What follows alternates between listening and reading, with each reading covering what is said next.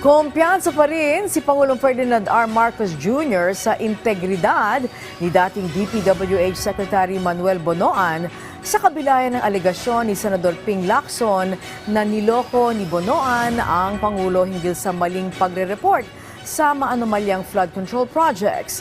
Ang iba pang detalye, alamin natin sa sentro ng balita ni Kenneth Pasyente live. Angelique, kahapon sumalang na nga si dating DPWH Secretary Manuel Bonoan sa pagdinig ng Senate Blue Ribbon Committee. Kaugnay pa rin dito nga sa investigasyon ng maanomalyang flood control projects. Kaya natanong tuloy ang palasyo kung kumpiyansa ba ito sa integridad at katapatan ni Bonoan sa nasabing pagdinig. Sa Palace Press Briefing kanina, sinabi ni Palace Press Officer at Undersecretary Claire Castro na tiwala si Pangulong Ferdinand R. Marcos Jr. sa integridad ni Bonoan sa kanyang pagharap sa investigasyon. Naniniwala po ang Pangulo na si dating Secretary Manny Bonoan ay magsasabi ng katotohanan, lalong-lalo naman po na siya ay nasa Senado at under oath ang kanyang mga sinasabi. Kamakailan lang nang isiniwalat ni Senate President Pro Tempore Ping Lacson na sinadya umanong magbigay ng maling datos sa Malacanang ng dating kalihim kaugnay ng mga proyekto kontra baha. Kasunod niyan, iginiit ng palasyo na wala pa namang direktiba sa ngayon ng Pangulo na ulitin ang kabuuang investigasyon sa mga flood control project dahil sa umano'y mga irregularidad sa pagre-report. Wala pong ganyan. Kailangan lang po talaga maitama. Kung ano po ang nangyaring pag-iimbestiga ngayon, sabi naman po ng DPWH, bago sila magsampa, tinitignan po nila ng maigi. Kung may pagkakamali, hindi lang po agad nila ito sinasampa. At ang sinasampa po naman nila, yun na rin po kahapon, ay yung may tamang data at facts. It is within the jurisdiction of the DPWH. So it's up to Sec Vince to make amendments, to correct everything, so that the culprits, the real culprits will be held liable.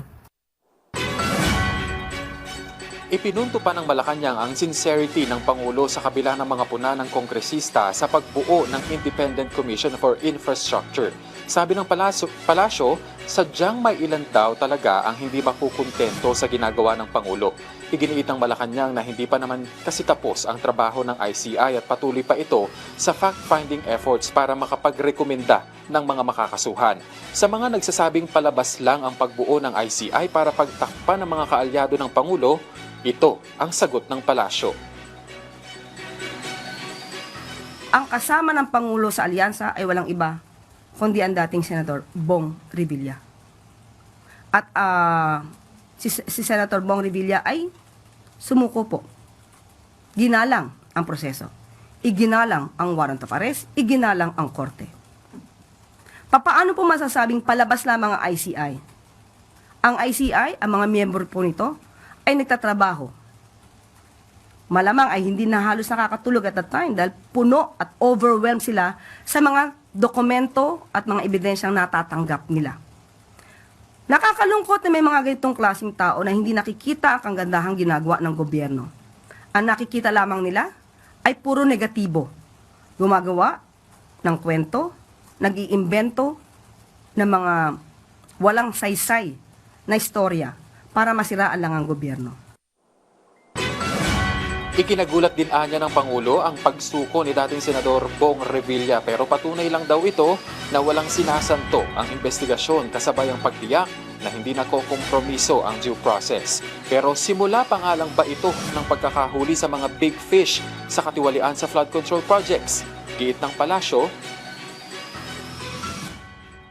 Hindi po siya simula. Halos nasa gitna na nga po siguro tayo eh. Dahil tandaan po natin bago magpasko, marami na po ang nagkaroon ng warrant of arrest. Marami na na-issue ng warrant of arrest. Isa rito, hindi lang siguro tinutulong ng iba, na big fish ang Diskaya.